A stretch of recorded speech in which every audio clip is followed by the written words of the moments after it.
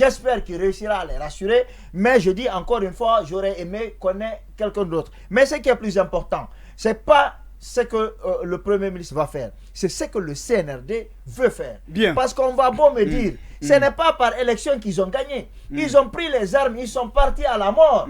Donc, ils ont leur plan. Si le CNRD est d'accord pour qu'un dialogue réussisse, on va avoir un dialogue qui va réussir. C'est pourquoi il faut un Premier ministre qui a de la carrure. Pas pour tenir tête au CNRD, mais pour réussir à les convaincre qu'il faut aller vers une certaine façon de faire. Bien. Oui, Gallo, sur cette même actualité, premièrement, en termes d'opportunités, est-ce qu'on en avait besoin? Et deuxièmement, quels pourraient être les impacts ou est-ce que cela pourrait changer quelque chose?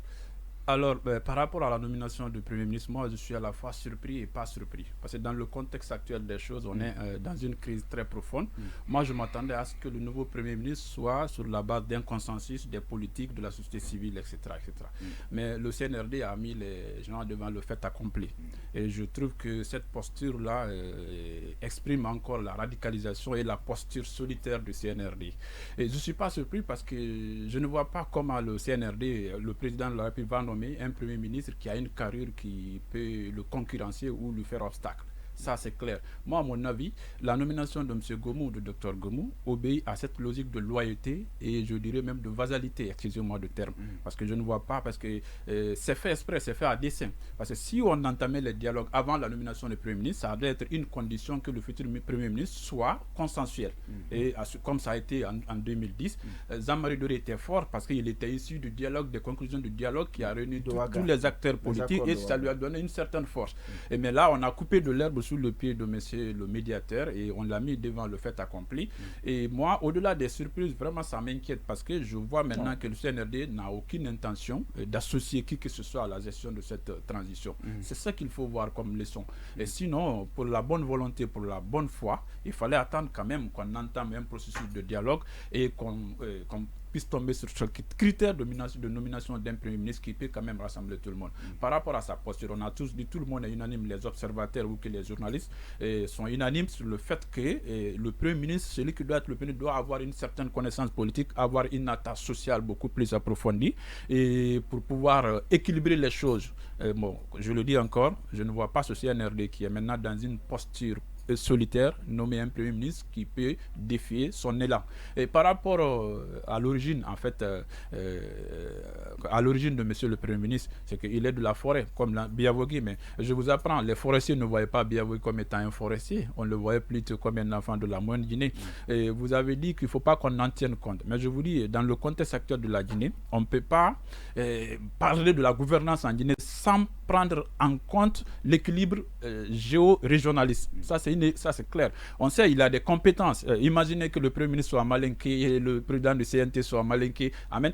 À entendre seulement, ça ne favorise pas la paix. Mais qu'on tienne compte de l'équilibre, mais qu'on prenne les meilleurs partout. Moi, je crois, pour le moment, on ne peut pas parler de la politique guinéenne sans parler de l'ethnie. Et il faut en tenir compte. Et c'est pour cela, moi-même, j'ai dit que la nomination de Dansa à la tête du CNT n'était pas une bonne chose. Parce que dans le contexte actuel des choses, la proximité sociologique avec le président, ça biaise le débat. Ça ne favorise pas le consensus. Encore une fois, le Premier ministre est nommé, nous lui souhaitons bonne chance parce que l'échec de la transition, c'est l'échec de la Guinée. Mais je vois mal qu'il soit celui-là qui puisse rassembler les gens, étant donné qu'il a été nommé pour appliquer l'agenda du CNRD. Appliquer. Non, il va terminer. Juste, je place il va terminer. C'est une précision par rapport à l'équilibre ethnique. Regardez lorsque le gouvernement a été formé pour la première fois. Tous les jours, on avait 4 ministres qui étaient nommés.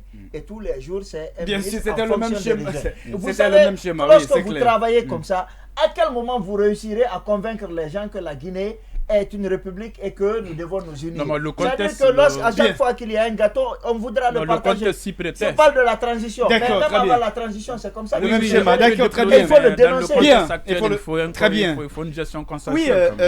Oui, Diallo, justement, par rapport à cette volonté ou à la gestion même de cette transition, est-ce qu'on peut dire que le colonel Mamadi Doumbouya veut un ministre qui peut peut-être rester carrément sous sa domination? Bon, moi je voudrais simplement vous rappeler, je l'avais déjà dit qu'il serait presque maintenu puisque Vous savez qu'il a loué le professionnalisme dans l'intervention des manifestations. Donc, c'était quand même un bon cadre pour le CNRD.